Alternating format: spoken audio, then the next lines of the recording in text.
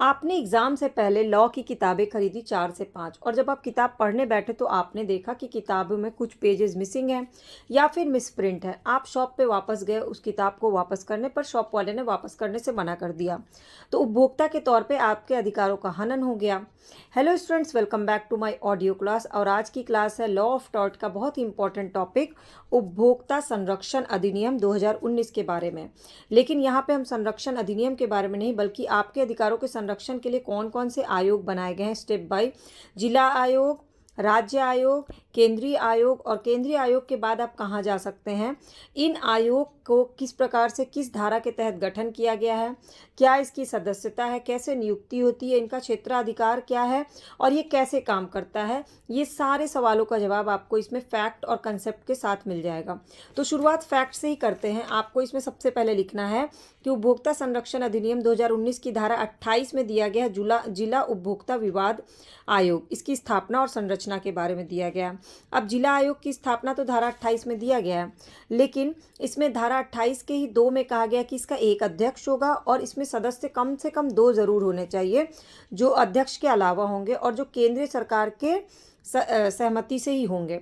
इसके बाद धारा 29 है।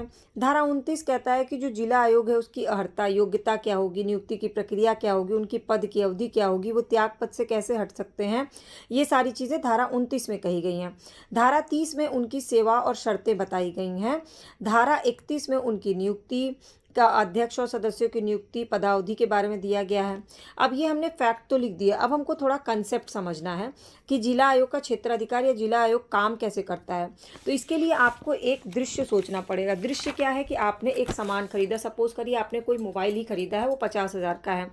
तो यहाँ सबसे पहले जिला आयोग में अपना वाद दायर करने का टर्म ये होता है कि आपने जो भी सेवा या सामान खरीदा, यानी गुड्स यानी सामान और सर्विस यानी सेवा ली है, वो अगर 1 करोड़ रुपए से कम है तो आप अपना वाद कहाँ लेके जाइएगा, जिला आयोग में लेकर के जाइएगा। तो चलते हैं हम जिला आयोग में, क्योंकि हमारा सामान जो है वो 50,000 का है।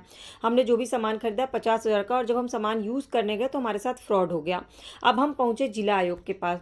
जिला आयोग के पास गया तो जिला आयोग पहले आपको कहता है कि आपने जिनसे मोबाइल खरीदा, यानी जो विपक्षी पार्टी है, उनसे आप मुद्दों को आपस में सुलझाने की कोशिश करिए, उनके पास जाइए, हो सकता है वो रिटर्न कर दे। इसके लिए आपको 5 दिन का मौका देता है जिला आयोग। 5 दिन में आपको रिटर्न नोट लिख करके देना होता है कि हाँ ठीक है, हम आपस में सेटलमेंट कर लेंगे। लेकिन 5 दिन में अगर आपका सेटलमेंट नहीं होता है, वो सेटलमेंट फेल हो जाता है, तो आप फिर से कंप्लेंट डालते हैं और 21 दिन के अंदर आप अपने अपोजिट पार्टी, विपक्ष जो जिससे आपने मोबाइल खरीदा है, उसको अपना भेजते हैं नोटिस, और उसको 30 दिन के अंदर अपना जवाब देना होता है। ये दिन बहुत इंपॉर्टेंट है, 21 दिन और 30 दिन। कभी कभी 15 दिन का एक्स्ट्रा टाइम मिल जाता है विपक्षी पार्टी को। अब क्या है, अगर आपने सामान लिया है या सेवा लिया है, पहले ये डिसाइड करना होता है। चूंकि आपने मोबाइल लिया यानी कि आपने गुड्स खरीदा है, तो अगर सामान लिया है तो सामान को चेक करना पड़ेगा। इसके लिए जिला आयोग क्या करता है, आपके मोबाइल को भेजता है लैब में टेस्टिंग के लिए सैंपल। और अगर आपने रेलवे का टिकट लिया यानी रेल की सेवा ली है, तो इसमें तो सैंपल भेजने की ज़रूरत है नहीं, कुछ लैब में जाने की ज़रूरत है नहीं। अब लैब में वो टेस्टिंग जाता है और 45 दिन के अंदर जवाब आ जाना चाहिए। यहाँ पे दिन को ज़रूर मेंशन करिएगा। और 3 महीने में केस डिस्पोज हो जाता है अगर लैब में टेस्टिंग नहीं आती, यानी कोई भी सेवा वाला केस अगर है तो 3 महीने में आपका केस खत्म। और अगर लैब में टेस्टिंग के लिए जा रहा है तो आपका केस खत्म होगा 5 महीने में। अब इसका सबसे प्लस पॉइंट ये होता है इस अधिनियम का, उपभोक्ता संरक्षण अधिनियम का, कि जो भी वादी जो है वाद दायर कर रहा है, उसको कोई वकील नहीं रखना पड़ता, उसको कोई केस लड़ने के लिए पैसा नहीं देना होता, ये निःशुल्क होता है और सबसे कम समय में इसका निर्णय हो जाता है। अब क्या हुआ, टेस्टिंग शुरू हुई, टेस्टिंग हो गया और पता चला कि हाँ, विपक्षी पार्टी जिसने मोबाइल सेल किया उसकी गलती, उसने आपको डुप्लीकेट दे दिया था या यूज्ड मोबाइल दे दिया था। तो गड़बड़ी या तो वो ठीक कर दे, या फिर सामान को रिप्लेस करके उस मोबाइल के बदले दूसरा मोबाइल दे, या फिर वो मोबाइल रख ले और जितने में आपने मोबाइल खरीदा है उतना पैसा आपको दे दे, और इसके अलावा जो भी आपकी मेंटली क्षति हुई है, जो भी लॉस हुआ, उसकी क्षतिपूर्ति करें। उसके बाद वो ऐसी गलती दोबारा ना हो, इसके लिए रिटर्न नोट दे। ऐसा सामान वो दोबारा ना बनाएगा ना बेचेगा। अगर ऐसा हुआ तो उसके काम को सील कर दिया जाएगा और उससे 25% से ज़्यादा फाइन भी देना पड़ सकता है। ऐसे किसी सामान का वो प्रचार नहीं करेगा गलत तरीके से। और 45 दिन के अंदर विपक्षी पार्टी अगर चाहे तो राज्य आयोग में अपनी अपील कर सकता है। मतलब अगर आप जिला आयोग के डिसीजन से खुश नहीं हैं, सही नहीं मानते हैं, तो आप जाइएगा अगले स्टेप पे यानी राज्य आयोग पे। तो अब हम फिर चलते हैं फैक्ट की तरफ। तो राज्य से हम पहुंचे जिला आयोग के क्षेत्राधिकार, जिला आयोग के गठन। तो जिला आयोग का गठन किस में हुआ है, धारा 42 में हुआ है। ये भी आप लिख लीजिएगा। धारा लिखना थोड़ा बहुत ज़रूरी इसलिए होता है क्योंकि सिर्फ कंसेप्ट लिखने से ना आंसर कंप्लीट नहीं होता। तो धारा 42(3) में राज्य आयोग की संरचना दी गई है।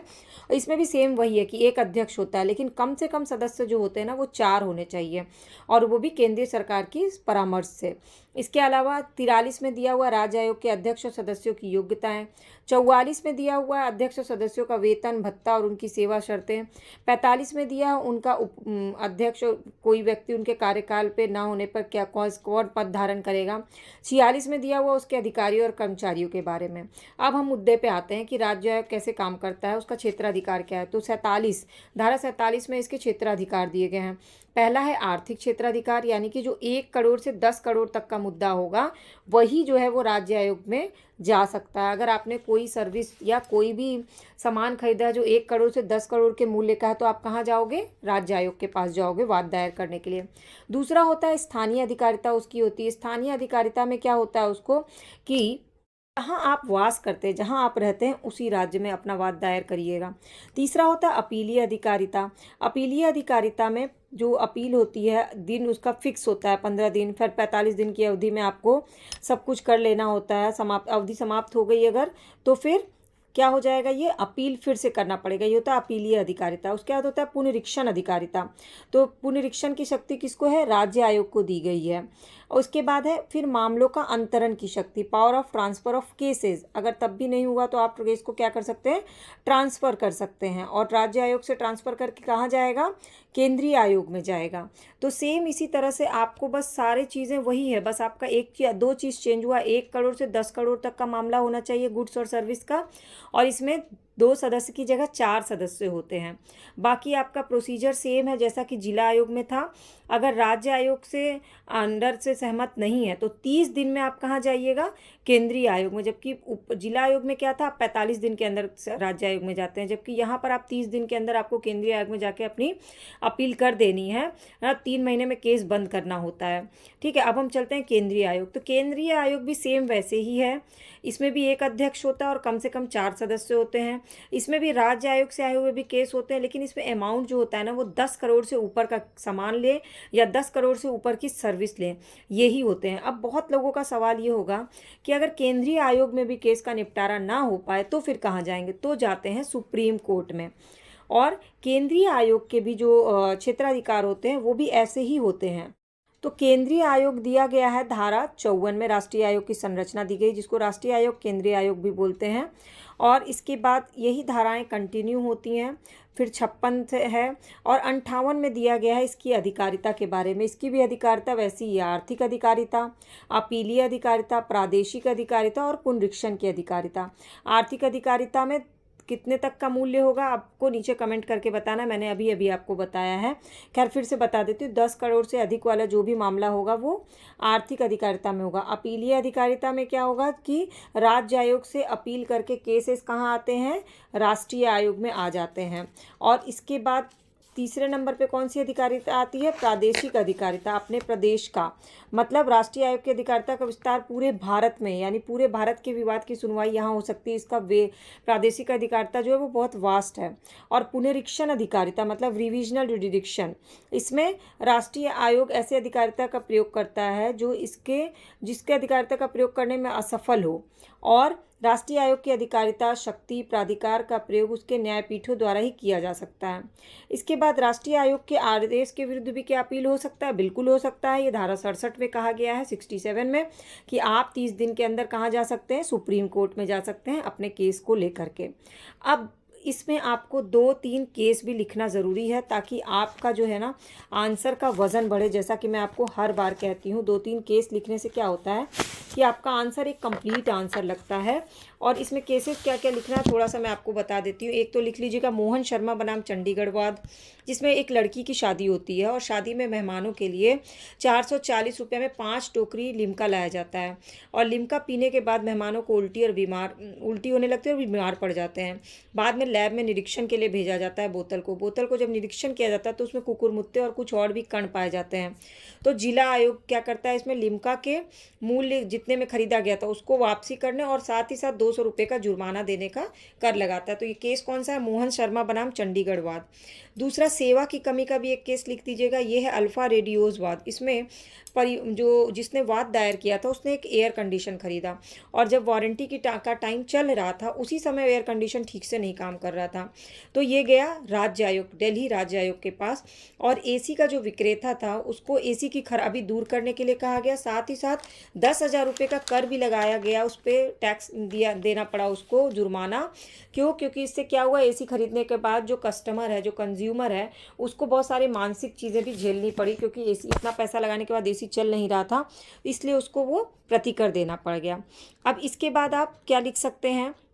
2 केस आपने लिख दिया और एक आप दृश्य अपने अकॉर्डिंग इमेजिन करके आप अपना कोई दृश्य एग्जाम्पल में दे सकते हैं कि आपने कोई चीज़ खरीदी, आपके साथ ऐसा अगर होगा तो क्या करिएगा। और लास्ट में आपको लिखना है कंक्लूज़न। कंक्लूज़न क्या होना चाहिए? हमेशा पॉजिटिव होना चाहिए। कंक्लूज़न क्या होना चाहिए? हमेशा आपके विचार होने चाहिए। और कंक्लूज़न क्या होना चाहिए? कभी भी आपके आंसर का समराइज नहीं होना चाहिए, बल्कि आप नए लाइन होने चाहिए कंक्लूज़न में। तो कंक्लूज़न आपको नीचे कमेंट सेक्शन में लिख के बताना है कि ये जो उपभोक्ता संरक्षण अधिनियम 2019 के तहत राज्य आयोग, जिला आयोग और केंद्रीय आयोग और बाद में सुप्रीम कोर्ट का प्रावधान किया गया उपभोक्ता के अधिकारों के संरक्षण के लिए, ये कितना सही है या कितना गलत है, इसमें क्या क्या चेंजेस कुछ किए जा सकते हैं, या ये एकदम परफेक्ट है, और इसके सारा प्लस पॉइंट्स क्या हैं और इसके नेगेटिव पॉइंट क्या है, आपको क्या लगता है। जैसे मैं अगर लिखूंगी तो मैं लिखूंगी कि इसमें सबसे बड़ा प्लस पॉइंट है कि इसमें जो वादी है उसको पैसा नहीं देना होता है, निःशुल्क अपने वाद को वो खुद लड़ सकता है, वकील की जरूरत नहीं होती और बहुत कम समय में केस का निपटारा हो जाता है। यही उपभोक्ता के अधिकारों का सबसे बड़ा संरक्षण है। अब आप क्या कंक्लूजन लिखिएगा नीचे कमेंट करके ज़रूर बताइएगा। खैर, लॉ ऑफ टॉर्ट की या लॉ से रिलेटेड जितने भी पेपर है उसकी हिंदी में क्लासेस बहुत अच्छी तरीके से मैंने चैनल पे अपलोड किया और कोशिश करती हूँ कि 15 मिनट में आपको सारे क्लासेस, सारे टॉपिक क्लियर कर दूँ और एग्जाम्पल के साथ क्लियर करूँ, ताकि आपको कोई डाउट, क्वेश्चन, क्वेरी ना रह जाए। लेकिन फिर भी अगर आपको कोई डाउट रह जाता, कोई क्वेरी, कोई क्वेश्चन रह जाता, तो नीचे कमेंट करके ज़रूर पूछिएगा और इस क्लास को एक बार और सुन के इसका एक स्ट्रक्चर तैयार कर लीजिएगा, क्योंकि एक तरफ आपको फैक्ट लिखना है, धाराएं लिखनी है और दूसरी तरफ आपको कंसेप्ट लिखना है, तभी आप मिला करके एक प्रॉपर आंसर तैयार कर सकते हैं। अब इस लॉ ऑफ टॉट के और जो टॉपिक्स हैं ना, वो चैनल के प्लेलिस्ट पे आप उसको जाकर विजिट कर लीजिएगा। अगर कोई भी क्वेश्चन रह जाएगा, जो छूट गया हो अगर, तो बताइएगा, तो मैं उसकी भी वीडियो अपलोड कर दूँगी। और आपके अगर एग्ज़ाम होने वाले हैं तो क्लास को 2 बार सुनिएगा ज़रूर और उसके बाद कोशिश करिएगा कि एक बार बुक रीड कर लीजिए, क्योंकि मैंने 2 बुक मिला करके और बैक ईयर क्वेश्चन को कलेक्ट करके आपको शॉर्ट करके ये चीज़ें बताई, ताकि आप आंसर राइटिंग अच्छे से कर पाइए। कई बार क्या होता है, हम बहुत ज़्यादा पढ़ लेते हैं ना, तो क्लास एग्ज़ाम टाइम में प्रॉपर आंसर राइटिंग नहीं हो पाता है, हमारा आंसर बिखर जाता है। तो आंसर बिखरे ना, इसीलिए आपको कोशिश करनी कि 15